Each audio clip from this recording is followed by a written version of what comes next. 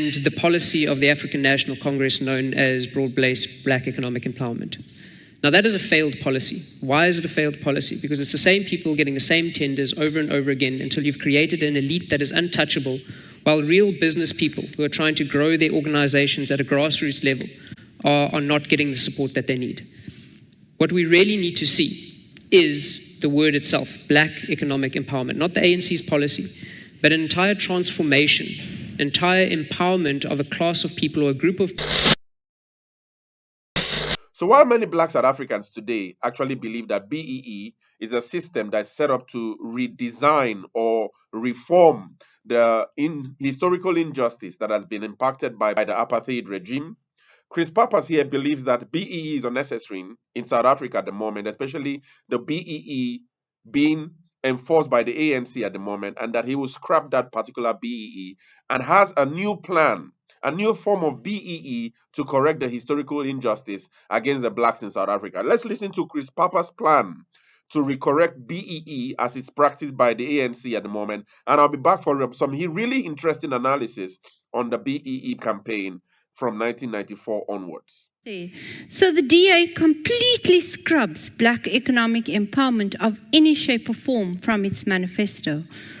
I think it's a mistake. How do you sell that in a province like KZN, where I would think that the requirement of black empowerment is still a very necessary one to take with you on the stumps? How's that going down? Sure. So I think we must differentiate between the concept of empowering black South Africans, who are the majority who are majority disadvantaged in our country, and especially in KZN, and the policy of the African National Congress known as broad-based black economic empowerment. Now, that is a failed policy. Why is it a failed policy? Because it's the same people getting the same tenders over and over again until you've created an elite that is untouchable, while real business people who are trying to grow their organizations at a grassroots level are not getting the support that they need. What we really need to see is the word itself, black economic empowerment, not the ANC's policy, but an entire transformation, entire empowerment of a class of people or a group of people who have been systematically excluded from benefiting from the economy. And that means scrapping the ANC's version of black economic empowerment. It means making sure that a small black business owner can participate, whether it's in government tender systems or big business, and incentivizing that through a system that is different to what we have now, because it is clearly not working. And when you speak to people who are the beneficiaries or the people who have been excluded from the system, as you're saying, how is that going down? It's welcomed with an applause like this, to say the average black business owner who's really trying to push their business and really trying to grow is being excluded politically, is being excluded because they do not meet the extensive red tape that is around any sort of procurement in government especially, and is being excluded because the system does not allow them to participate and grow as it stands. So yes, we need to ensure that there is black economic empowerment, but not the current policies that we see being run by our government. Yeah, so what do you guys think? Chris Pappas, has been actually, many of you know that he's actually vying for the KwaZulu-Natal, Premier, and we are yet to hear what the result of that would look like. But one of his ideas is to scrap the BEE, so the Black Empowerment, Black Economic Empowerment Program that was set up by the ANC to sort of like redress the historical injustice against the blacks that was impacted, during the apartheid regime. But there's some research we're going to be doing here. The analysis in this video would be to understand the origins of the BEE and why the BEE has been unable to, sort of like redress the gross inequality that's existent in South Africa. I found some really interesting research from a review article on this problem, and then we'll be doing that analysis here in this video. So it speaks about that in 1948, the electoral success of the Herenige National Party on a platform endorsing the regulation of non-white labor prompted the establishment of apartheid, right? So this legislation system preserved segregationist policies against indigenous South Africans. This is by 1948 now. And it confined indigenous South Africans to the margins of the mainstream economy. But following the historic 1994 multiracial democratic election win by Mandela's African National Congress, the ANC, the RDP, so the RDP is the Reconstruction and Development Program. And I know Julius Malema and many of the guys speaks about the RDP houses which Mandela campaigned for. So that's really interesting. That's the short meaning. The Reconstruction and Development Program was introduced, okay? And it was introduced alongside with BEE, so Black Economic Empowerment, as a key component aimed at redressing the economic imbalances caused by apartheid. BEE was designed to empower historically disadvantaged individuals, particularly Black citizens, by giving them access to the economy and capsizing various systematically racist policies. Nonetheless, despite some incremental progress, BEE has failed to fully reconcile social inequality in South Africa. One would ask, why? What's the reason? Why is BEE failing to reconcile social inequality? Let's get deeper into this. So it says, firstly, the failure of BEE to effectively address social inequality in South Africa is attributable in part to the resistance from the white business community. It says that the research says that this demographic, that's the white business community, has been largely opposed, has largely been opposed to the changes instigated by BEE, leading to considerable backlash against the program. And a 2006 survey reported that approximately 1/5 of all South African companies had no plans for Black empowerment. So consequently, the Presidential Black Business Working Group expressed concern over the slow pace of BEE implementation. So one of the challenges concerning BEE had to do with, at the level of the corporation, at the level of the companies, So it says that upon evaluating the setback, the ANC concluded that more stringent measures are necessary to achieve the BEE targets, thereby prompting many Black business owners to advocate for swifter deracialization of the economy, despite the limited intervention demanded by white businesses. So the capacity for BEE to rectify social inequality has further been impeded by limited access, primarily due to the definitions outlined in the codes of good practice for BEE. So it says, prior to the revised codes for broad-based Black economic empowerment, these codes define a Black person as an African or Indian South African who satisfies specific criteria. So, but however, as argued in the visions of Black economic empowerment, individuals who were subject of discrimination during apartheid but do not meet the prescribed criteria for being identified as Black in the Act and enactments, such as the Preferential Licensing Enactments, the Preferential Procurement Act, and the Employment Equity Act. The effectiveness of the Black Economic Empowerment Act has also been persistently hindered by insufficient implementation.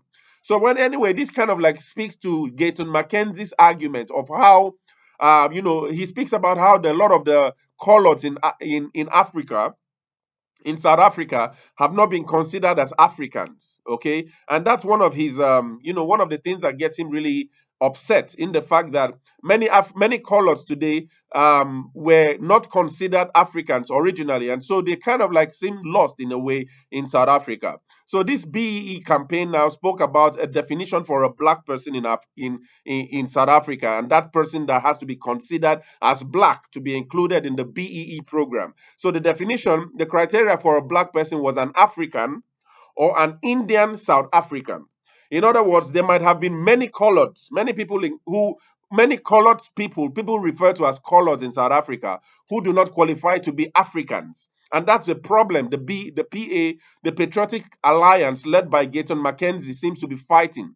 Because a lot of the coloreds might not, I think they are not included in the BEE program, the BEE systems, which leaves them out, kind of excluded from the system of the Black empowerment, economic empowerment. And that's one of the major pillars Gayton Mackenzie is fighting for. But let's keep on this analysis. So it says that the implementation of BEE policies has been plagued by inadequate monitoring and enforcing of the rules, leading to a lack of transparency and accountability. So it says that the legacy of South Africa's prior social policies, notably Bantu education, has hindered the efficacy of BEE to address prevailing social disparities. The implementation of the Bantu Education Act of 1953 enforced the racial separation of educational institutions, thereby impeding the acquisition of necessary training by many black individuals to assume managerial roles despite possible intrinsic talents. So that's kind of like the limitations of the Bantu Education Act. So it kind of like forced many black individuals to assume managerial roles, despite their other talents in that regard. So, as a result, a significant portion of black South Africans are without the knowledge and expertise required to fully participate in the economy, which curtails their capacity to maximize the benefits afforded by the BEE initiative. So, these are kind of like a lot of the mess associated with the BEE and all that. So the article also speaks about that arguably and most significantly, the effectiveness of BEE has been undermined by instances of corruption and nepotism, wherein a select cohort of individuals, and this is where Chris Pappas comes in. He says that the research says that a select cohort of individuals have garnered a lion's share of BEE benefits at the expense of the broader black populace. Although originally instituted under the auspices of the RDP, the policy's first initiatives emanated from the private sector. So it has been also identified that the transfer of unissued equity from white-owned companies to a select group of pre-identified black buyers, commonly known as tenderpreneurs, were often characterized by a higher political profile but limited business experience. Consequently, BEE became tantamount to enrichment of a privileged few. So this is what Chris Pappas is saying, that BEE has become a system that seems to be enriching a few black elites, and rather than focusing on the larger goals of its initial mandate to liberate and redress these economic disparities in South Africa, but because of this tenderpreneurship, which Rob Hersov speaks a lot about, how this whole issue about tenders, and the EFF actually has this issue as well, that the kind of socialism they try to build in South Africa would get rid of the tenderpreneur. So this gives a voice to that regard. And the research here speaks about the fact that so BEE then became tantamount to the enrichment of a privileged few rather than the empowerment of a wider black population. Okay, so furthermore, because of the restricted number of black individuals benefiting from BEE, the amount of black citizens positioned in the boardroom or senior management positions is significantly small. According to the Black Business Executive Circle report of October 2005, only 5 of the top 200 companies on the Johannesburg Securities Exchange had black ownership exceeding 51%, while only 21 companies had black ownership greater than 25%. So we see that these 32 companies collectively accounted for less than 2% of the Johannesburg Security Exchange market capitalization. Okay, so ultimately, black economic empowerment BEE policy has failed to effectively mitigate the social inequality in South Africa. Despite modest strides forward, considerable obstacles remain, including the rampant cronyism and nepotism and overarching malpolitics that has pervaded the program.